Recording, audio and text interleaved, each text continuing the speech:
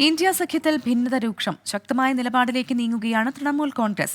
പ്രാദേശിക പാർട്ടികളുടെ ദേശീയ കൂട്ടായ്മ രൂപീകരിക്കാനാണ് തീരുമാനം. മുന്നണിയിൽ ഇടതുപക്ഷം കൂടുതൽ ശക്തമായ സമ്മർദ്ദ ശക്തിയാകുന്നുവെന്ന വിലയിരുത്തലിന്റെ അടിസ്ഥാനത്തിലാണ് മമതാ ബാനർജിയുടെ നീക്കം. ആർ രാധാകൃഷ്ണൻ ചേരുന്നുണ്ട് ഡൽഹിയിൽ നിന്നും. Radhakrishnan, good morning.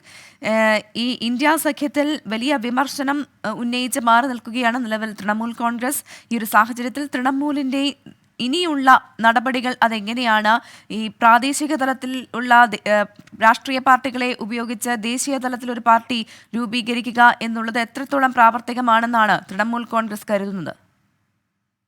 തൃണമൂൽ കോൺഗ്രസിന്റെ മുതിർന്ന നേതാക്കൾ ഇന്നലെ ഔദ്യോഗികമായിട്ടല്ലെങ്കിലും അനൌദ്യോഗികമായിട്ട് മാധ്യമങ്ങളോട് സംസാരിച്ചിരുന്നു. ആ ഘട്ടത്തിൽ അവർ വ്യക്തമാക്കാൻ ശ്രമിക്കുന്നത്, അവർ പറഞ്ഞുകൊണ്ടിരിക്കുന്നത് കോൺഗ്രസിന് എതിരായിട്ടുള്ള നിലപാടുകളാണെങ്കിലും ഇടതുപക്ഷം ഈ ഇന്ത്യ സഖ്യത്തിൽ പിടിമുറുക്കുന്നു എന്ന ഒരു വിലയിരുത്തലാണ് തൃണമൂൽ കോൺഗ്രസിനുള്ളത്.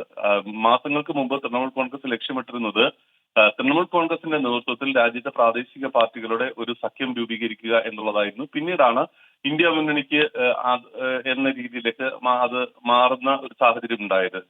നിലവിൽ ഇന്ത്യ മുന്നണിയുമായി ബന്ധപ്പെട്ടിട്ടുള്ള പ്രതിസന്ധികൾ നിലനിൽക്കുന്ന സാഹചര്യത്തിൽ എല്ലാ സംസ്ഥാനങ്ങളിലെയും പ്രാദേശിക ശക്തികളെ ശക്തിപ്പെടുത്തുന്ന ഒരു സമീപനം സ്വീകരിക്കുക എന്നുള്ളതാണ് മമതാ ബാനർജി ഇപ്പോൾ എടുത്തിരിക്കുന്ന തന്ത്രം. മമതാ ബാനർജി ഡൽഹിയിലുണ്ട്. ഡൽഹിയിൽ ഈ പ്രാദേശിക കക്ഷികളുമായിട്ട് അവർ ചർച്ച നടത്തും എന്നാണ് ഇപ്പോൾ അറിയാനായിട്ട് സാധിക്കുന്നത്. മമതയുടെ തന്ത്രം ഇപ്രകാരമാണ്. പശ്ചിമ ബംഗാളിൽ കൂടുതൽ സീറ്റുകൾ തൃണമൂൽ കോൺഗ്രസ് വിജയിക്കും. മറ്റു സംസ്ഥാനങ്ങളിലും സമാനമായിട്ട് പ്രാദേശിക പാർട്ടികൾ BJPക്കെതിരെ കൂടുതൽ സീറ്റുകൾ നേടണം. അങ്ങനെയുള്ള ഒരു സാഹചര്യത്തിൽ ദേശീയ തലത്തിൽ സർക്കാർ രൂപീകരിക്കാനായിട്ടുള്ള സാധ്യത ഈ മുന്നണിക്ക് വരും.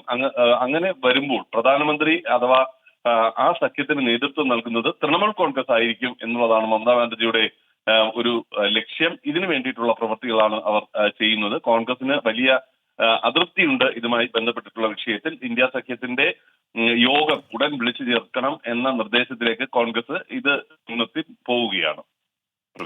ശരി, ആർ രാധാകൃഷ്ണനാണ് വിവരങ്ങൾ നൽകിയത്.